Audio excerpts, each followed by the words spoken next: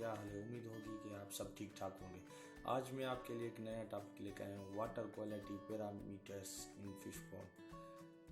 पानी की जो क्वालिटी होती है उसके पैरामीटर्स होते हैं फिश पॉन्ड में। फिजिकल केमिकल पैरामीटर होते हैं जो चेंज होते हैं, जिससे बड़े मसाइल पैदा होते हैं फिश फार्म में, जो कि हमारे लोकल फिश फार्मर इस चीज़ को बिल्कुल तवज्जो नहीं देते। खास करके लोग तवज्जो देते हैं कि हम मछली को क्या खिलाएं, कौन सी फीड दें जो हमारी तालाब फिश की जो ग्रोथ है वो बढ़ जाए, ज़्यादा हो जाए। और इस चीज़ पे बिल्कुल तवज्जो नहीं देते कि हमारे पानी की क्वालिटी क्या है, कौन से पैरामीटर हैं जो फ़िश को बड़े होने से रोकते हैं, उसकी ग्रोथ पे असर करते हैं और रिप्रोडक्शन पे असर करते हैं, सर्वाइवल पे असर करते हैं, मैनेजमेंट पे असर करते हैं, फिश फार्म की मैनेजमेंट पे असर करते हैं, प्लस में वो ग्रोथ पे तो वो बहुत ही असर करते हैं। कुछ ऐसे इम्पोर्टेंट्स वाटर क्वालिटी पैरामीटर्स हैं जिन पे हमको नज़र रखना बहुत ही ज़रूरी है। अगर हम वाटर पैरामीटर को जो है इक्वल रखेंगे जो फ़िश के लिए सेहतमंद और बेहतर है, तो हमारे फ़िश की ग्रोथ अच्छी होगी और हमारी फ़िश मार्केट में जल्दी आ जाएगी, उसकी साइज़ भी बढ़ेगी। तो अब आते हैं वो कौन कौन से वाटर पैरामीटर्स हैं जो कि फ़िश को नुकसान देते हैं। कुछ उसमें ऐसे हैं जिनका हमें ख़ास ख्याल रखना चाहिए, वो क्योंकि एक दूसरे से रिलेटेड होते हैं। जैसे कि टेम्परेचर नंबर फर्स्ट पे है, temperature and oxygen, dissolve oxygen. ये दो ऐसे हैं जो अगर टेम्परेचर बढ़ जाता है तो ऑक्सीजन कम हो जाएगी। इसलिए इन दोनों पे हम डिस्कस करते हैं। अभी हम टेम्परेचर पे डिस्कस करेंगे। टेम्परेचर इन्वायरमेंट में टेम्परेचर मौजूद है, सूरज मौजूद है, वो गर्मी आती है, वो गर्मी तालाब में भी असर करती है। अच्छा, हमारी जो मेजर कार्प हैं वो टेम्परेचर में अच्छा सर्वाइव कर देती हैं और अच्छी ग्रोथ करती है। लेकिन अगर फिश की जो उसका टेम्परेचर सूटेबल टेम्परेचर है, हम उसमें अगर फ़िश को ग्रोथ करेंगे तो वो और हमारे फ़ायदेमंद होगा और फ़िश जल्दी से ग्रोथ करेगी, उसकी सेहत पे कोई असर नहीं पड़ेगा। सूटेबल टेम्परेचर 25 सेंटीग्रेड से लेके 32 सेंटीग्रेड ये सूटेबल है फ़िश की ग्रोथ के लिए।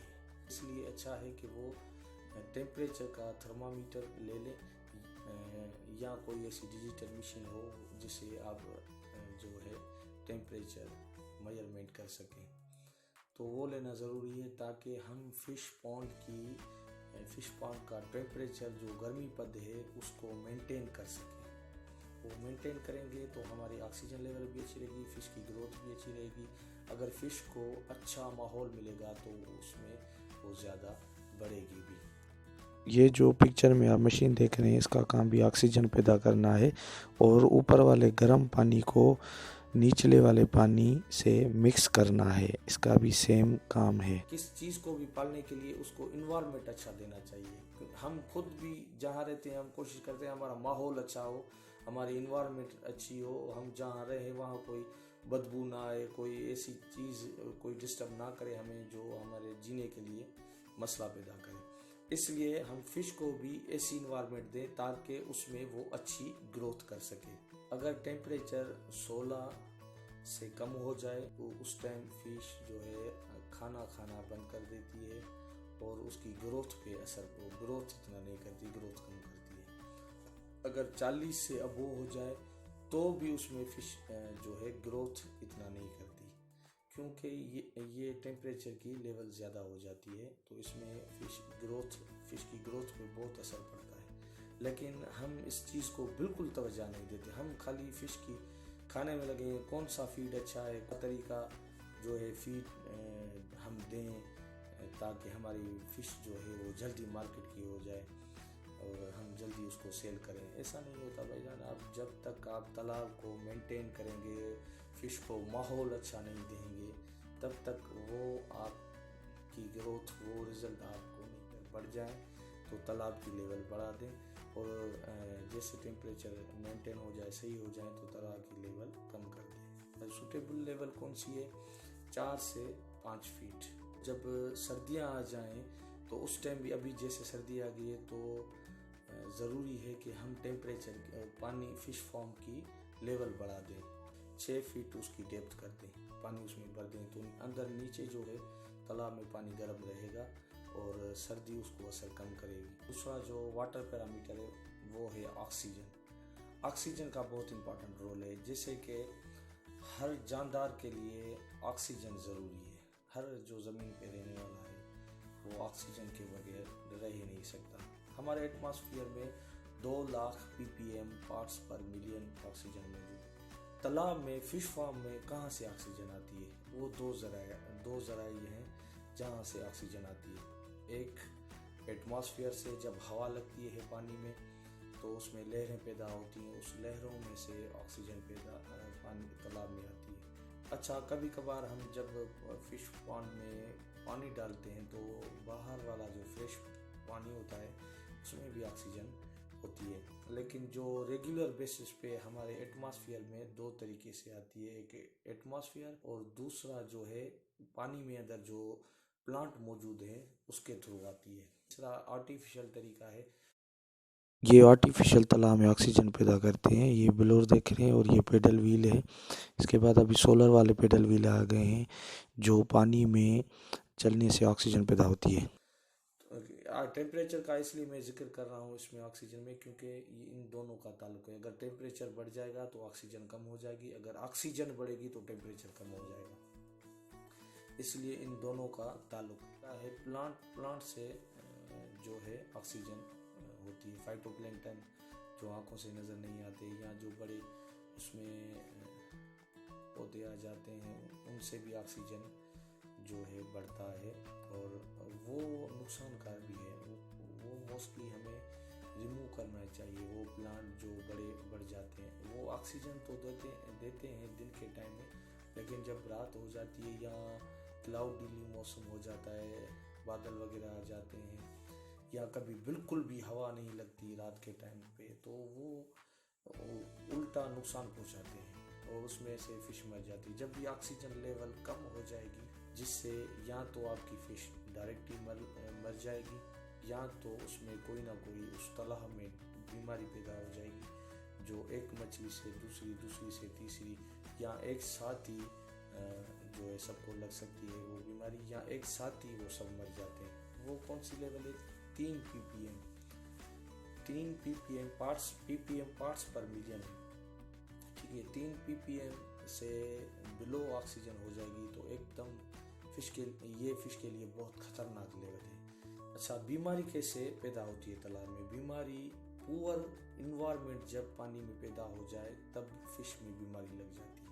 जो वाटर क्वालिटी पैरामीटर है वो चेंज हो जाते हैं, तो समझ लें कि ये आपकी पुअर इन्वायरमेंट पानी में हो गई है, जिसकी वजह से आपके तालाब में बीमारी लग सकती है। पुअर इन्वायरमेंट में मेन चीज़ है ऑक्सीजन अगर कम हो जाएगी तो आपके पानी बिल्कुल पुअर इन्वायरमेंट में चला जाएगा। फिश फार्म में कभी कभी ऐसे एकदम से चेंजेस आ जाते हैं जिसमें ऑक्सीजन लेवल बिल्कुल कम हो जाती है या तो जो है pH बढ़ जाती है, या ऐसे बहुत सारे पैरामीटर हैं जो ऐसे अचानक से चेंज हो जाते हैं। तो इसलिए आप अपने तालाब को तैयार रखें, उसमें एरेटर लगा दें या उसमें आप अपने पास डिवाइसें रखें जिससे आप मालूम कर लें कि ऑक्सीजन की लेवल क्या है और जो है pH की लेवल क्या है, टेम्परेचर की क्या मिकदार है अभी तालाब में। तो ज़रूरी है कि आप ये चीज़ें अपने पास ज़रूर रखें। अगर हम ऑक्सीजन के लेवल की बात करें कि कौन सी ऑक्सीजन सूटेबल है फिश फार्म के लिए, तो 5 to 7 ppm 5 से 7 ppm जो है वो सूटेबल होती है फिश फार्म के लिए। और 3 ppm से ऑक्सीजन लेवल कम हो जाए तो आपकी फिश या तो उसमें कोई बीमारी लग सकती है या उसके ग्रोथ पे असर हो सकता है, क्योंकि ऑक्सीजन का डायरेक्ट इफेक्ट जो है फिश की ग्रोथ पे है।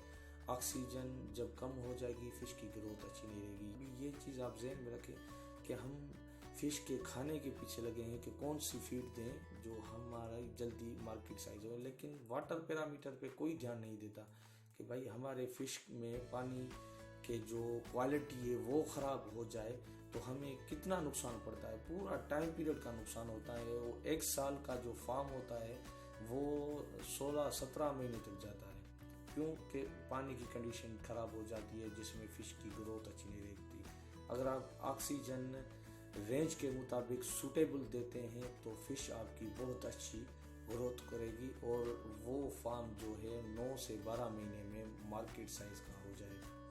वो ज़्यादा डिपेंड फिर करता है आपके फीड पे, आप फीड क्या देते हैं। लेकिन इन्वायरमेंट, हमें फार्म में इन्वायरमेंट अच्छा होना चाहिए, पुअर कंडीशन ना होनी चाहिए। पुअर कंडीशन होगी तो हमारे फार्म में बीमारियां पैदा होगी।